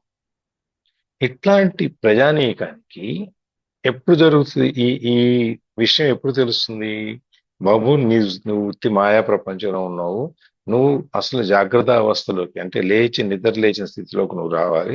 నువ్వు నిద్రలో ఉండి నువ్వు ఇదంతా నా వలన జరుగుతుంది అనుకుంటున్నావు. నిన్ను లేపటం అనేది ఎప్పుడు జరుగుతుంది? ఒక క్రిటికల్ లిమిట్ సిచ్యుయేషన్, ఒక పరిస్థితి, ఈ అత్యవసర పరిస్థితి లాంటితో, లేకపోతే ఏదో ఎదురు దెబ్బ తగటం, ఆ హార్ట్ షెల్ పైన ఉన్న ఆ బాదం పప్పుకి రావాలి అంటే పైన ఉన్న సో ఇది వలగొట్టాలి కదా, షెల్ పైన ఉన్న ఇది అదేమంటారు షెల్ని పెడుస్తూ ఉంటాం కదా పైన చెప్ప పలగొట్టాలి. ముత్యం రావాలన్నా కూడా ఆ పై చెప్పని పలగొడితే కదా ముత్యం వస్తుంది బయటికి. అట్లాగే ఈ మనిషి కూడా, ఈ జనాభా కూడా చాలా మంది ఎట్లయితే ఉన్నారో వాళ్ళందరూ కూడా ఆ దెబ్బ తగిలినప్పుడు ఆ శిల్పి అనేవాడు ఎవడో వచ్చి నీ ఆ రాయిని చెక్కినప్పుడు శిల్పం ఎట్లా తయారవుతుందో, శిల్పం తయారవటానికి ముందు రాయి ఎన్ని పోట్లు ఎన్ని దెబ్బలు తింటుందో అవన్నీ భరించిన తర్వాత అవన్నీ వచ్చినప్పుడు ఆటోమేటిక్గా నీకు ఆ ఇగో అనేటువంటి ఆ పైన పదార్థం పోయినప్పుడు, ఆహం అనేది పోయినప్పుడు, నువ్వు లేదు అది పోలేకపోతే నీకు వేరే ఆస్కారం లేనప్పుడు నువ్వేం చేస్తావు? నువ్వు బలవంతంగా సరెండర్లోకి వెళ్ళి అక్కడి నుంచి నువ్వు ఈ స్పృహ ఉన్న స్థితికి, అవగాహన ఉన్న స్థితికి నువ్వు చేరుతావు. అంటే ఇక మనకి చుట్టుపక్కల అన్ని దారులు మూసుకుపోయినాయి, ఇంకా వేరే దారి లేదు, ఇక మనకు మిగిలింది శరణాగతి ఒక్కటే, వంగిపోవటం ఒక్కటే అనుకున్నప్పుడు నువ్వు చేస్తావు. ఇక అప్పుడు ఏంటంటే ఎవరైనా చెప్పినప్పుడు దాకా నీకు ఎంత చెప్పినా నీకేం అర్థం కాదు, నువ్వు వినవు. కానీ ఎప్పుడైతే నీకు వేరే మార్గం లేదో, వినక తప్పదో, అప్పుడు నువ్వు శరణాగతికి వస్తావు. A limit situation arises when, through some disaster, drastic upheaval, deep loss, or suffering. ఇట్లాంటిది ఎప్పుడు వస్తుంది? ఈ లిమిట్ సిచ్యువేషన్ అనేది, ఈ పరిస్థితి, పరిమితులు కలిగిన ఈ పరిస్థితి అనేది ఎప్పుడు వస్తుంది? ఇట్లాంటిది ఒక ప్రమాదవశాత్తు ఒక ప్రమాదం ఏదో జరిగితేనో లేకపోతే అప్స్ అండ్ డౌన్స్ మన జీవితంలో ఉత్తాన పాతాలు ఎక్కువ జరిగినప్పుడు లేకపోతే ఎంతో చాలా నష్టం వచ్చినప్పుడు లేదు బాధ అంతా ఎక్కువైనప్పుడు ది హోల్ వరల్డ్ ఈ చార్టర్డ్ అప్పుడు ఈ ప్రపంచం అంతా ఈ చుట్టూ ఉన్న మన ఈ అహంతో కూడిన మాయ అంతా చల్లా చెదరైపోతుంది and does not make sense any more అప్పుడు మనకి దీని వలన మనకి ఏమి అనిపించదు దానికి మనకి ఇది ఇలా ఉండకూడదు అలా ఉండాలి అలా ఇట్లా ఏమి అనిపించవు మనకి it is an encounter with death beat physical are psychological ఇది మనకి చావుతో పోరాటం అన్నమాట చావుతో పోరాటం వచ్చినప్పుడు మనం ఏం చేస్తాం ఇక మృత్యు తప్పదు అనుకున్నప్పుడు దానికి మనం లొంగిపోవాలి అనుకున్నప్పుడు సైకలాజికల్ అవ్వచ్చు శారీరకంగా అవ్వచ్చు ఏ విధంగా అయినా అవ్వచ్చు సో ఎప్పుడైతే మనం దాన్ని ఎదుర్కొంటామో అప్పుడు మనకి జరుగుతాం the egoic mind the creator of the world collapses ఎప్పుడైతే మనం ఇక వేరే మార్గం లేదు చావు ఒకటే మార్గం ఇంతకంటే ఏం చేయలేము అనుకున్నప్పుడు ఏం చేస్తావు నీకు ఎక్కడ లేని వేదాంతం వస్తుంది నీకు ఎక్కడ లేనటువంటి వైరాగ్యం వస్తుంది ఇదంతా నేను తీసుకుపోతానా నాకెందుకు వచ్చింది అని మనం వదిలేయటం మొదలెడతాం ఐగోయిక్ మైండ్ ఏదైతే ఉందో అహంకారపూరితమైన మనస్తత్వం ఏదైతే ఉందో అది మనం ఈ ప్రపంచం అంతా మన వల్లనే జరిగింది ఈ సృష్టి అంతా అనుకుంటున్నాము అది కూలిపోద్ది సామ్రాజ్యం మీరు కిందాళ్ళు కట్టుకున్న ఆ అందమైన ఆ కళల్లో కట్టుకున్న ఊహల్లో ఉన్న ఆ సామ్రాజ్యం ఏదైతే ఉందో అది కూలిపోద్ది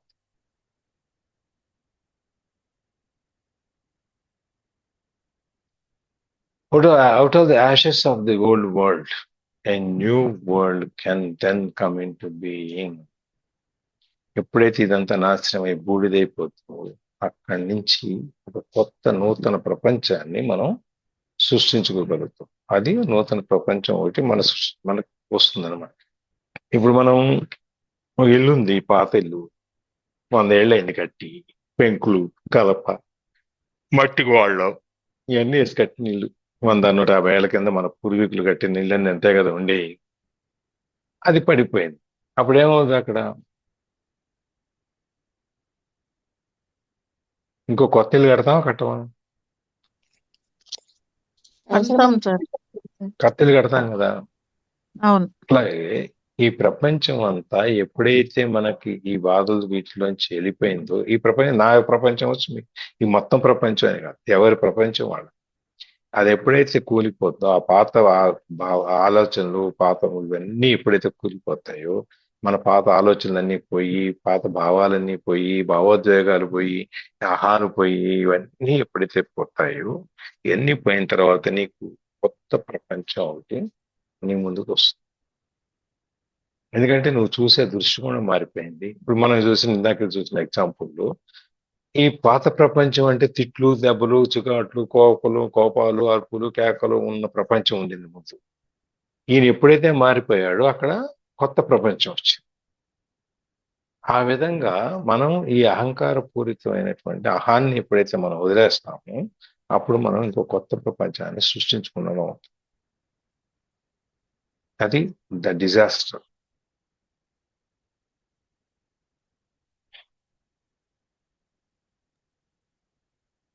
ఎట్లాంటి ప్రమాదం జరిగినప్పుడు డిజాస్టర్స్ వచ్చినప్పుడు మనకి ఏం జరుగుతుంది అనేది There is no guarantee, of course, that even a limit situation will do it, but the potential is always there. Some people's resistance to what is even intensifies in such a situation, and so it becomes a descent into hell. In others, there may only be partial surrender, but even that will given them a certain depth and serenity that were not there before. Parts of the ego shall break off, and this allows small amounts of the radiance and peace that lie beyond the mind to shine through. అయితే ఇట్లాంటి ప్రమాదం ఏదో ఉత్పాతం ఏదో వచ్చి మీద పడినప్పుడు ఆ limit guarantee, ఆ లిమిట్ సిచ్యుయేషన్ ఉన్న పరిస్థితుల్లో నుంచి లిమిట్ ఉన్న ఒక హద్దుల్లో కూడిన పరిస్థితుల్లో నుంచి మనకి ఈ అవగాహన అనేది జ్ఞానోదయం అనేది అవుతుందా అంటే గ్యారంటీ ఏం లేదు అవుతుంది అని. కానీ అయ్యే అవకాశం అయితే డెఫినెట్ గా ఉంటుంది. పొటెన్షియల్ ఈజ్ ఆల్వేస్ అక్కడ అయ్యే అవకాశం ఎప్పుడూ ఉంది. అవకాశం వస్తున్నప్పుడు ఆటోమేటిక్ అయిపోతుంది. So some people's resistance to what is even intensifies in such situation. ఈ ఉన్నదాన్ని ఉన్నట్టుగా దాన్ని అంగీకరించకుండా దాన్ని నిరోధించడం మనం ఆప్తం ఏదైతే చేస్తున్నామో అది కొంతమందిలో ఇంకా ఎక్కువ అవ్వచ్చు. ఇది ఈ పరిస్థితి నాకు వద్దు, ఈ పరిస్థితి నాకు రాకూడదు అని చెప్పి నువ్వు దాన్ని ఇంకా ఎక్కువ దాంట్లో తప్పించుకోవడానికి, దాని నుంచి విడిపడటానికి నువ్వు ప్రయత్నం చేస్తుండొచ్చు. And so it becomes a descent into health. అప్పుడు అదేమవుద్ది, ఒక డిసెంట్ అంటే ఒక అనంగీకారమైనటువంటి పరిస్థితి ఉన్న దగ్గర నుంచి ఇప్పుడు అందరూ టెన్షన్లోనే ఉంటున్నారు. అందరి మధ్యలో ఒక అసహజమైనటువంటి ఉండనటువంటి ఒక వాతావరణం ఏర్పడింది. ఎప్పుడైతే నువ్వు ఈ రెసిస్టెన్స్ ఇంకా ఎక్కువ వద్దు, నువ్వు ఎప్పుడైతే దాంట్లో నుంచి ఆ లైఫ్ సిచ్యువేషన్ నుంచి నువ్వు బయటికి రావడానికి ప్రయత్నం చేయవో అప్పుడు మామూలుగా అప్పుడు దాకా ఏదో ఒక అసంబంధంగానో ఏదో ఒక అనంగీకారంగానో ఉన్నది సడన్ గా అదొక నరకంలాగా అయిపోతుంది, ఒక నరక కూపంలాగా అయిపోతుంది. ఆ సంసారం ఎప్పుడు రోడ్డు మీదే ఉంటుంది. ఇన్ అదర్స్ కొంతమందికి అలా ఉండొచ్చు, ఇంకొంతమందికి అలా ఉండొచ్చు. There may be only be partial surrender. But even that will give them a certain depth and serenity that were not there before. కొంతమందిలో ఒక భాగం, ఒక వంతు అవేకెన్నెస్ వస్తుంది, పార్షియల్ సరెండర్. మనం లొంగిపోవటంలో మనం పూర్తిగా సర్వస్వ శరణాగతి చేయకుండా ఆ సందర్భానికి శరణాగతి చేసేసి లొంగిపోయేసి అది అయిపోయిన తర్వాత మళ్ళీ మామూలుగా అయిపోయాం. అది కొంతవరకు ఆ స్థితి కొంతవరకు నిన్ను నువ్వు తెలుసుకునే ప్రయత్నం ఏదైతే ఉందో దానికి నీకు అనుకూలిస్తుంది, కొంతవరకు నువ్వు తెలుసుకోగలుగుతావు. Serenity that were not there before. Serenity అంటే పవిత్రత, ప్రశాంతత, ఇవన్నీ. ఇంతకు ముందు కనీసం నువ్వు ఆ లొంగిపోవటం గురించి కనుక కొంతన్నా నీకు తెలిసి నువ్వు చేయగలిగినప్పుడు నీకు దాని యొక్క లోతుల్లోకి వెళ్ళగలుగుతావు. అక్కడ కొంత ప్రశాంతత అనేది, ఇంతకు ముందు లేని ప్రశాంతత అనేది అట్లీస్ట్ కొంతనా వస్తుంది. Parts of the ego shall break off. ఈ ఈగో, అహం అనేటువంటి పైన ఉన్న ఈ పెంకు ఏదైతే ఉందో ఆ పెంకు ముక్కలే పైరిపోతుంది. And this allows small amounts of radiance. ఈ ముక్కలు ఎప్పుడైతే మనం పైరిపోయిందో ఆ గుడ్డులో నుంచి కోడి పిల్ల బయటికి రావటానికి ఆ షెల్ని ఎట్లయితే గుడ్డు పెంకుని పగలగొడుతుందో కొంచెంగా బయటికి అసలు వస్తుందో, అట్లాగే ఇందాక మనం కారణంగా చెప్పినట్టు ముత్యపు చిప్పలు ఎప్పుడైతే ఆ పెంకులో నుంచి బయటకు వస్తాయో, ఆలు చిప్పల్లో నుంచి ముత్యాలు బయటికి రావాలంటే ఆలు చిప్ప పగిలితే గానీ అది రాదు. ఈ పైన ఉన్నటువంటి మన చుట్టూ ఉన్న ఈ అహం అనేటువంటి ఈ పెంకులు పగిలితే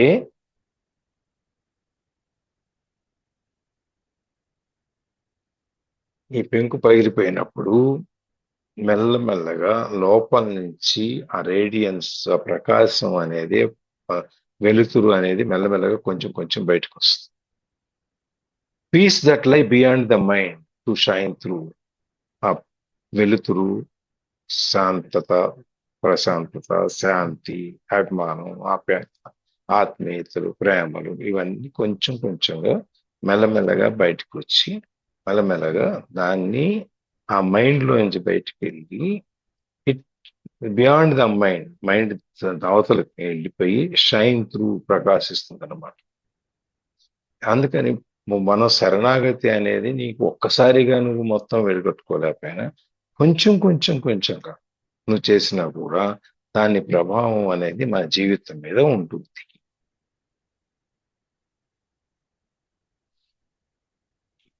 ఇక్కడ అర్థమా? ఓకే సార్, అలాగే సార్.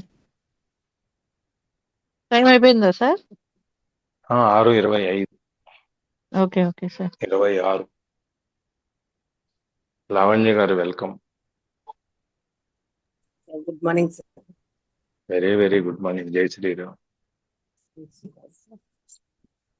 నిన్న మీ శైలజాకి వచ్చిందని చెప్పి వాళ్ళు మీరు వచ్చారు. లేదు సార్, అట్లా ఎందుకు? నాకేమైనా భయమా సార్? పోయినసారి ఎప్పుడో మధ్యలో నాకేమైనా మీరు కొడతారా? ఏమో నిన్న మీ శైలికి వచ్చిందని ఇవాళ మీరు వచ్చారు. అట్లేం లేదు సార్. ఎట్లా ఉన్నారు సార్? అందరు బాగున్నారా? బాగున్నారండి, అంతా బాగున్నారు.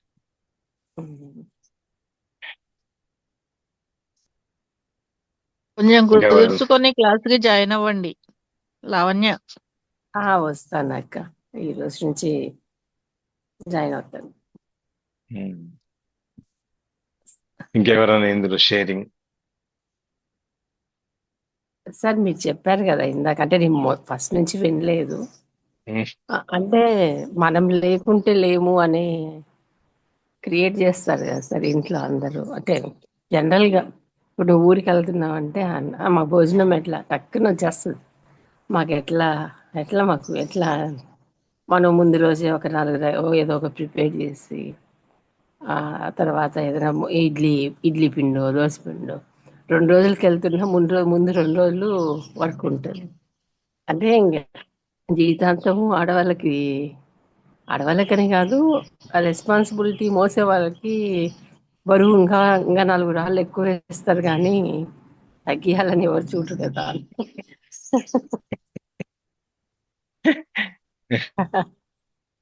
అంటే నేను జనరల్ గా అడిగాను లేదు సార్.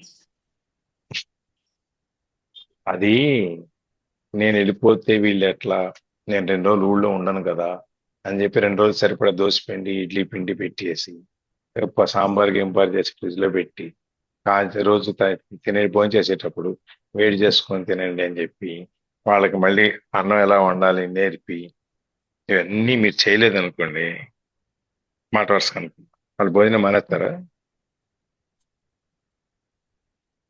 హోటల్లో తెచ్చుకుంటారు, ఉంటారు కదా. ఆల్టర్నేట్ ఉంటది కదా. మరి అయినా ఇంకా అప్పుడు కూడా మీకు ఎందుకు అంటే తాపత్రయం ఎందుకు? మీరు ఫస్ట్ పడుతున్నారు వాళ్ళు ఆ తాపత్రయం. ఆ తాపత్రయం మీరు పడుతున్నారు. అవతల ఆయనే అనుకుంటారు, నేనే ఉన్నాను అనుకోండి, మావిడే ఏదైనా కిట్టికి వెళ్తే అన్ని కాల్చిపోయి అడావిడి చేసేసి పెట్టేసి వెళ్తుంది. తినది చేయలేదు అనుకోండి, అంటే అమ్మాయి ఇవాళ ఏం చేయలేదు, ఇవాళ మన బయటికి తినే ఛాన్స్ వచ్చిందని బయటికి వెళ్ళి తినొస్తుంది.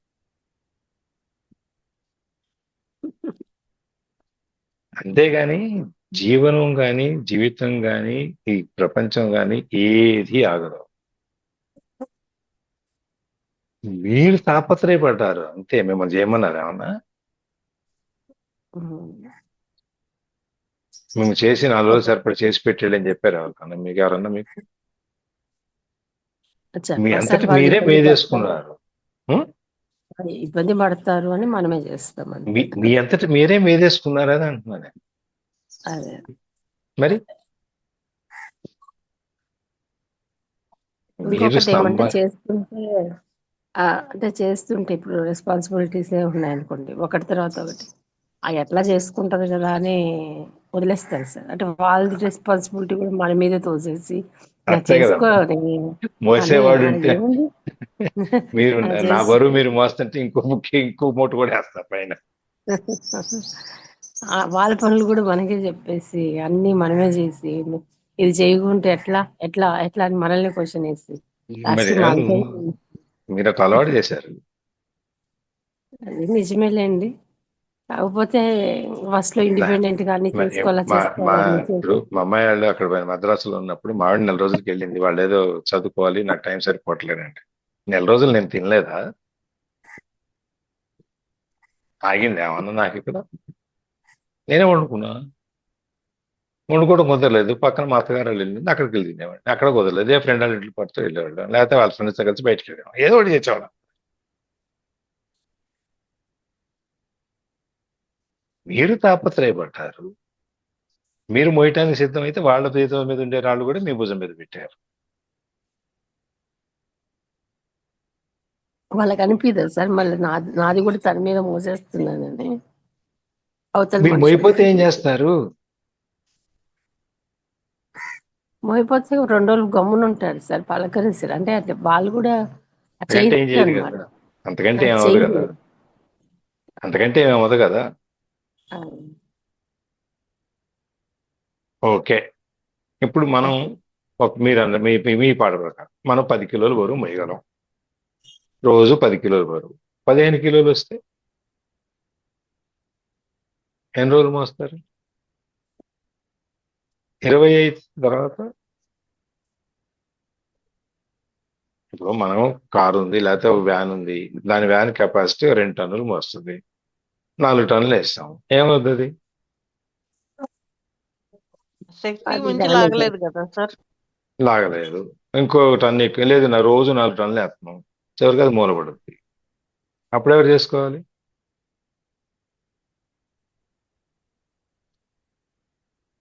మీకు చేయాలి, వాళ్ళకి చేసుకోవాలి.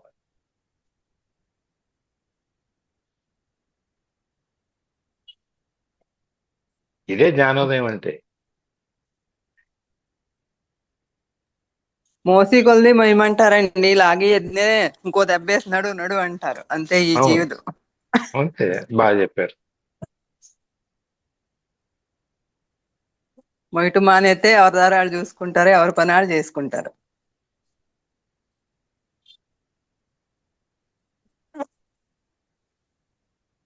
మీరు వాళ్ళ మనమే పనులన్నీ మీరు లాక్కొని చేస్తూ వాళ్ళు చేయట్లేదంటారు. అతి ప్రేమ అండి. ఏమన్నానండి, దాన్ని ప్రేమ అనండి, లేకపోతే త్యాగం అనండి, ఇంకేమన్నా ఏ పేరైనా పెట్టండి. మాదంతేనండి. కొడుకు కాస్త బరువు బాధ్యతలు చెప్పండి అంటే ఆడు ఏం చేసేస్తాడో తగలేసేస్తాడు. ఆస్తి అంతస్తులు ఆడు చెప్తే నేనే మొయ్యాలంటారు. మొయ్యాలని సరదాగా ఉంది, మోసుకోండి అంటాను నేను. అంతే అంతే మరి. చేసి నువ్వు హ్యాపీగా ఉంటావు, ఏం పట్టించుకో, నేను ఇవన్నీ మొయ్యాలా అంటారు. మీ కర్మ అది, పాడండి. మొయ్యాలనుకున్న వాళ్ళు మొయ్యనీయటమే, అంతే. తప్పుకోవాలనుకున్న వాళ్ళు తప్పుకోవటమే. ఎవరు చెప్పినా ఎవరు మారండి. ఇప్పుడు లావణ్య గారు ఇన్ని ప్రశ్నలు వేశారు, ఆవిడేమన్నా మారుతా? ఎవరు మారండి. పొద్దున్న బస్సుకి వెళ్ళే లోపల అందరికి సరిపడా రోజంతా ఏం కావాలో అన్ని చేసి పెట్టి వెళ్తారు. మనం చెయ్యకపోతే తినలేరని భయం అయింది లోపల. అందుకని అన్ని రెడీ చేసి పెడతాం. ఆడవాళ్ళకి అలవాటు అయిపోయింది. భయం భయం కాదు, మన ఇంపార్టెన్స్ ఎక్కడ తగ్గిపోతుందో అని. అది ఇంపార్టెన్స్ అనే అయితే అనుకోను సార్, నేనైతే రెస్పాన్సిబిలిటీ అనే ఫీల్ అవుతాను సార్. దాన్ని మీరు లేబుల్ వేశారు అట్లా, రెస్పాన్సిబిలిటీ అని మీరు పేరు పెట్టారు. నేను ఇంపార్టెన్స్ అంటాను. మీరు అవతల వాళ్ళు నేర్చుకొని వాళ్ళ స్వతహాగా వాళ్ళ కాళ్ళ మీద వాళ్ళు నిలబడితే మీ అవసరం ఉండదు. అవునండి. మీ అవసరం ఎప్పుడు వస్తుంది అంటే వాళ్ళకి అర్థం కాలినప్పుడు, వాళ్ళకి తెలియనప్పుడు మీ అవసరం వస్తుంది. అప్పుడు మీ దగ్గరికి వస్తారు. మీ రోజు రావాలి మీ దగ్గరికి. మీ అవసరం కావాలి కాబట్టి. అందుకని మీరు అవతల వాళ్ళని నిలబడినవు. నేను ఇట్లా చెప్తాను.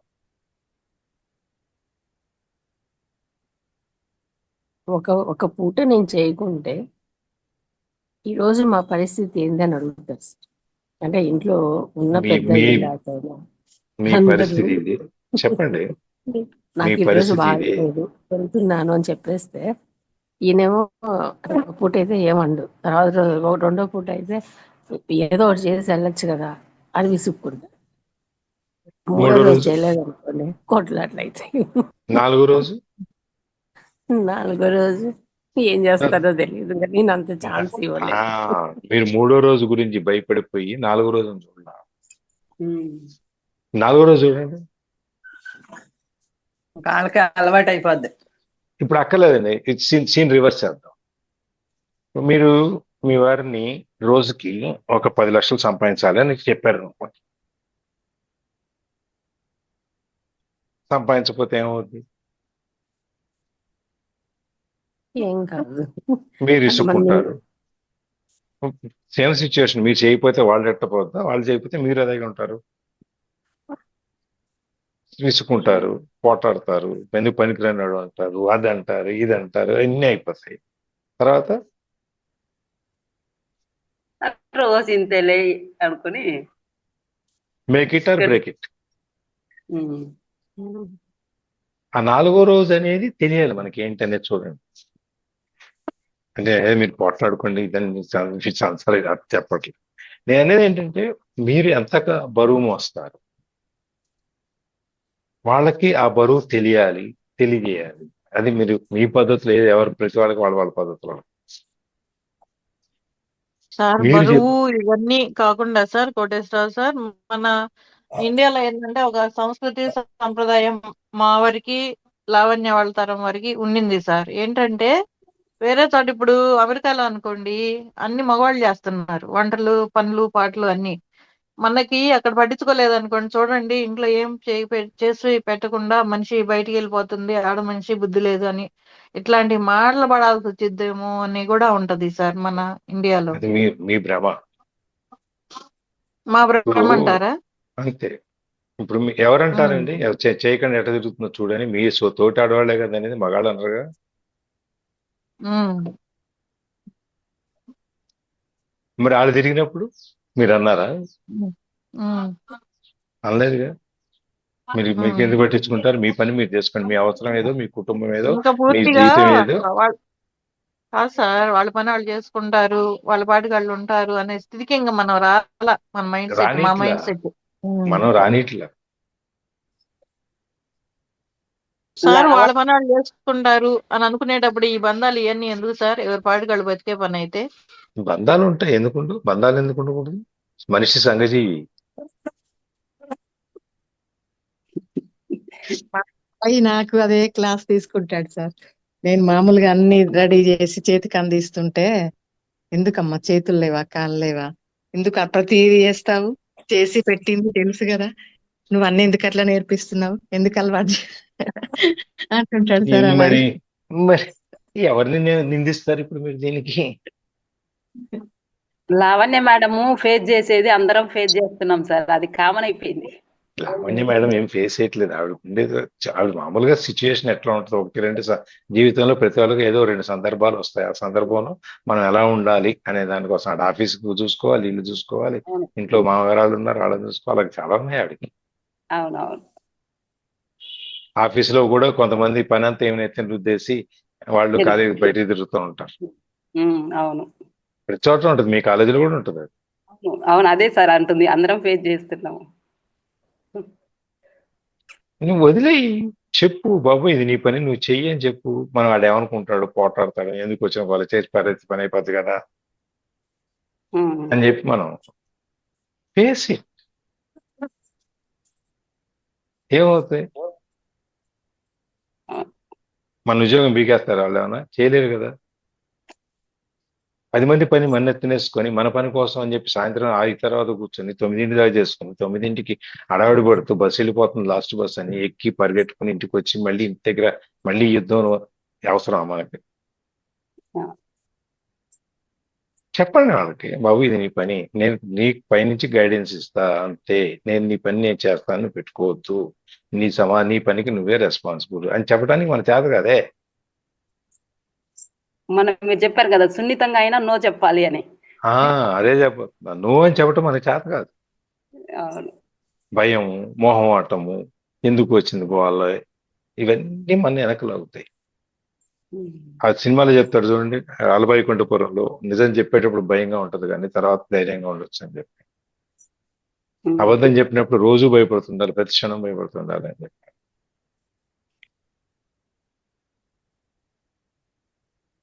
మనం ఉండేది ఎంత, ఈ చెంచా అటువంటి సముద్రంలో మనం ఈ జీవితాన్ని ఇస్తున్నాం. టీ కప్ లో తుఫాను మందంతా. టీ కప్ ఎంత ఉంటుంది, ఎంత, దీంట్లో ఏం తుఫాను వస్తుందండి? దాన్ని మనం ఇది పెద్ద దీనికని తీసుకో. మీ దృష్టికోణం మార్చండి, మీరు మారండి, అప్పుడు అన్ని చుట్టూ మారిపోతాయి.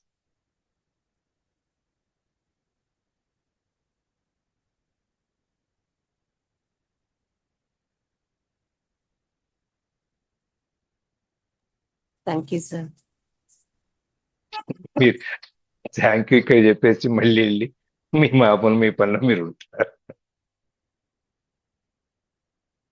సరే అవతల వాళ్ళకు కూడా జీవితం అంటే ఏంటో తెలుసుకునే అవకాశం. అందుకే నేను ఫస్ట్ లో ఆ స్టోరీ చెప్పింది నేను.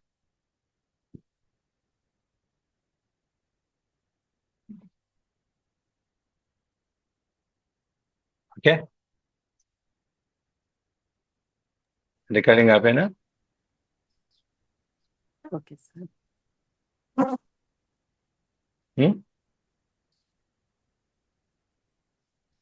ఆపేస్.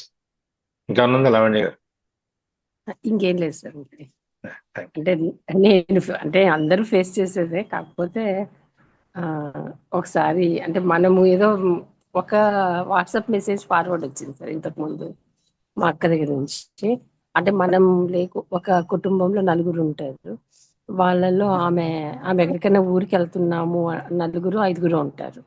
ఊరికి వెళ్తున్నాము అంటే మా పరిస్థితి ఏంది, నా కాలేజ్ ఉంది, నువ్వు టిఫిన్ పెట్టియాలా, బాక్స్ ఎట్లా, అది ఇదని ఆమెను ఎక్కడికి పంపిరు. ఆల్మోస్ట్ ఇంట్లోనే ఈరోజు ఈ ఫంక్షన్కి వెళ్తే మళ్ళీ మాకెట్లా అని ఆమె ఇంకా సరేలేని, అయ్యో మా పిల్లలు నా భర్త అని సడన్గా ఒకసారి ఆమె చనిపోతే నెక్స్ట్ ఒక 1 వీక్ 3 days 2 days వాళ్ళ అమ్మోళ్ళని తీసుకుపోయి ఓల్డ్ ఏజ్ హోమ్లో వేస్తారు, అబ్బాయిలని పిల్లల్ని తీసుకుపోయి హాస్టల్లో వేస్తారు, ఆయన ఒక వంట మనిషిని పెట్టుకుంటాడు, లైఫ్ నడిచిపోతా ఉంటుంది. అంటే మనం లేదు అదే పని ఉన్నప్పుడు చేస్తే ఇంకా 4 రోజులు బతికేదేమో కదా.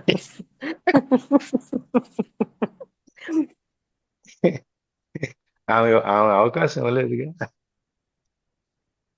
అదేలేండి. అది అట్లా వాట్సాప్ వస్తే మనం లేకుంటే లేము అనేది నిజం కాదులే. అది ప్రపంచం అన్నీ నడుస్తూనే ఉంటుంది.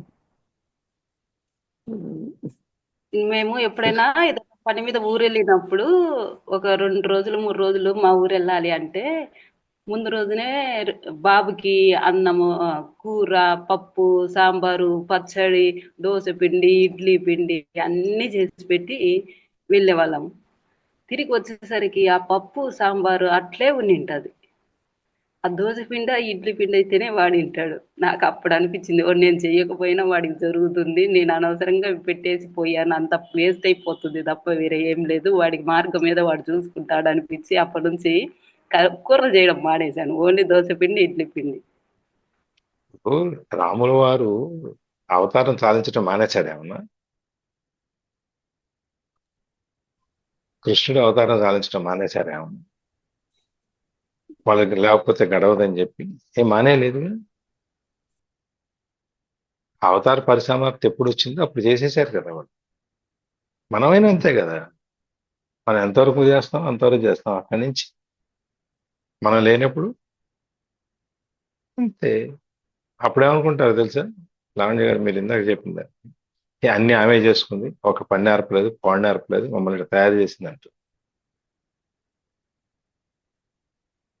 అవునా కదా? నిజమే సార్. మా అమ్మాయి అంటది, ఏదైనా చేయలేదు నేర్చుకోలేదు అంటే మా అమ్మాయి అంటది, నువ్వు చేయనిస్తావా, నీ పని నువ్వు ఇది చేయి, అది చేసుకో, ఇది చేస్తాను ఇది చేస్తాను పరిగెత్తుకుంటా చేస్తావు, మేము 1 గంట ఆగు అంటే నువ్వు పరిగెత్తుకుంటా చేస్తావు, 1 గంట ఆగలేవు నువ్వు అని ఆగండి. అంటారు. మరి గంట అదే ఆగినా కూడా చెయ్యరు సార్, అదే ప్రాబ్లం. గంట ఆగినా అదే కూడా చెప్పేది. చెయ్యరు. చెయ్యకూడదు అనే ఇంటెన్షన్ ఏం లేదు, వాళ్ళకి చేయాలనే ఇంటెన్షన్ ఉంటుంది. కానీ చెయ్యటం అనే దగ్గరికి వచ్చేటప్పటికి ఒక మన ఏదో రీల్ చూస్తా ఉన్నాను, అన్ని చెప్తుంది, అన్ని చేయాలని వినుకుంటుంది, కానీ అది ఎక్కడో ఒక స్పార్క్ వెలుగుతుంది, వెలిగినప్పుడు ఇంకా అది కంటిన్యూ అయిపోతుంది. మన నెత్తి మీద ఆ లైట్ అవుతుంది, ఆ బల్బు వెలిగినప్పుడు మిగిలినవి మామూలు. అక్కడ దాకా కొంచెం ఉపయోగపడతాను అంతే. నువ్వు చెయ్యవు, ఓకే గంట ఆగాను తర్వాత అవ్వలేదు, ఏమ్మా ఏమైంది, గంట ఆగమన్నావు ఆగాను, ఓ అవునా కదా సరే అని చెప్పి అప్పుడు లేచి వెళ్తాడు.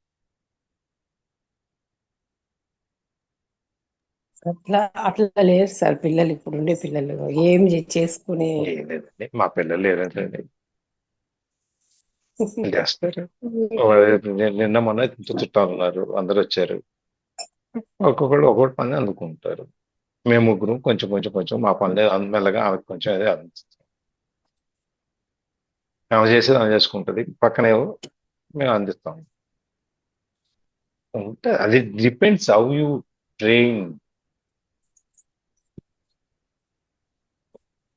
మనం ఎలా ఏదైనా ప్యాక్ చేసి నేర్పుతాం అనేది పంపించాలన్నా కూడా చిన్న చిన్నవి కూడా ఆయన నాకు తెలియదు అనేస్తారు. ఒకరోజు మా పాప గట్టిగా నీకు తెలియదు అని ఎందుకు అంటావు నాన్న, ప్రతిదీ అమ్మ చేయాలని ఎందుకు అనుకుంటావు, అమ్మ లేదు కదా అంటే అప్పుడు నేను కర్నూలులో ఉన్నాను, లేదు కదా నువ్వు చేయాల్సిందే, నా కోసం చేయాల్సిందే, చేయవా ఈ పని అంటే మిషన్ దగ్గర పోయి బట్టలు తీసుకొచ్చి ప్యాక్ చేసి పంపించు. ఆయనకి రాదు కాదు చెయ్యడు, ఒళ్ళు బరువు అంతే చెయ్యడు అని అప్పుడు మా అమ్మాయి కన్క్లూజన్ ఇచ్చింది. నువ్వు చేస్తావు కదా చేసుకుంటారులే, ఇంకా ఆ అది కాన్షియస్ నేను కూడా వద్దులే అంటే గమ్మునైపోతాడు. నేను ఉమ్. గట్టిగా పట్టుబట్టేసరికి ఇంకా పరిగెత్తుకుంటూ పోయి తీసుకొచ్చాడు. కాబట్టి మీరు కావాలి అంటే సాధించగలరు, అది కాదు. నేను సాధించేది ఏముండదు సార్, మా అమ్మాయి అయితే బాగా సాధిస్తుంది. నేనేం సాధిస్తాను. సరే సార్. రికార్డింగ్ ఆపేస్తున్నా.